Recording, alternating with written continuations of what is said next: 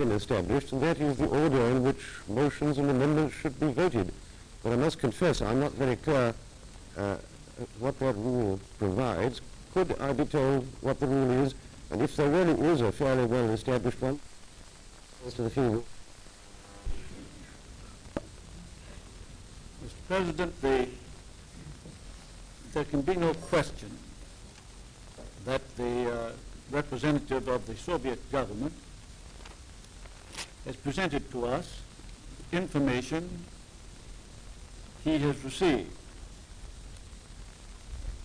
The difficulty is that there apparently is a misunderstanding between the officials of the Soviet government and the officials of the Iranian government. The information the United States government has, not from the press, but from its official representative in Tehran, as to the attitude of the Iranian government, is that there has been no settlement of the dispute between the two governments.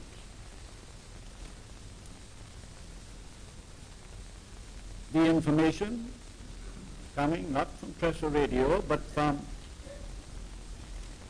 the official, the highest official of the Iranian government to the representative of the United States government, is that proposals have been made, but have not been agreed to. And that being so, there was no change of his instructions to his representative. Therefore, the United States government is in the position of having here before the Security Council a representative of the government of Iran who, in compliance with the provisions of the Charter, has formally filed in proper form a complaint which he says in behalf of his government threatens international peace and security, and that there is a continuance of interference with his government by Soviet agents and armed forces of the Soviet government. First, a motion is made to delete the whole subject from the agenda. When that was not agreed to, then a motion to postpone discussion until April the 10th. In the face of this situation, a motion is made by the representative from Egypt that the representative of the government of Iran be permitted to make a statement to the Council as to whether or not this question shall be postponed until April 10th. I say again what I said yesterday. The United States government deems it of vital importance to the future of the United Nations. If a small government, not a member, files properly and in compliance with the Charter the declaration that foreign troops are on its soil and interfering with that government,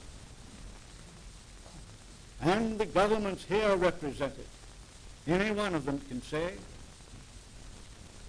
we think there's an agreement, or our information is there's an agreement, and thereby deny to a non-member government even the right to present its case, all confidence in the effectiveness of the Security Council will disappear. We are asked to act upon press statements. That cannot be done because even then we would want to have before us the press statements. My friend, the representative of the Soviet government, refers to an interview in newspapers of Premier Cadogan. But I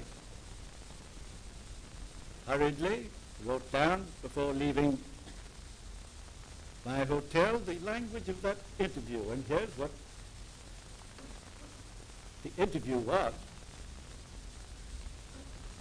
It makes no difference if the council meets now or in 15 days.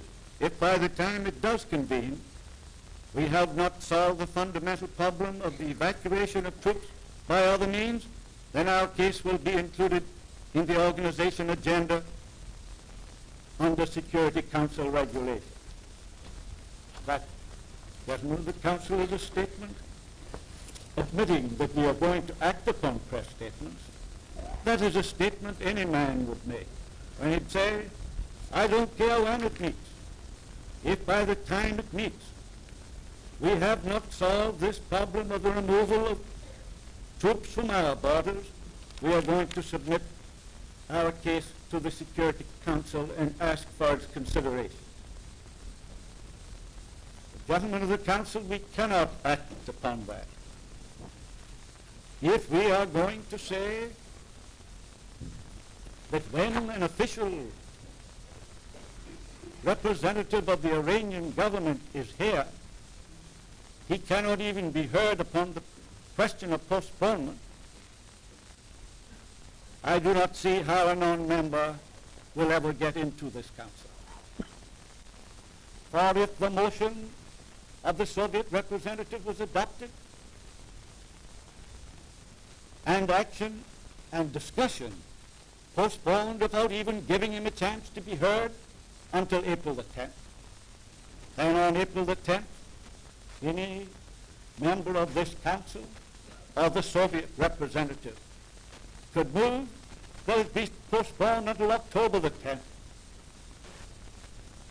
And if there are 40 nations not represented here, they look to us to give to each one of them the assurance that the doors of the Security Council are open to them to present a grievance when they say that grievance threatens international security.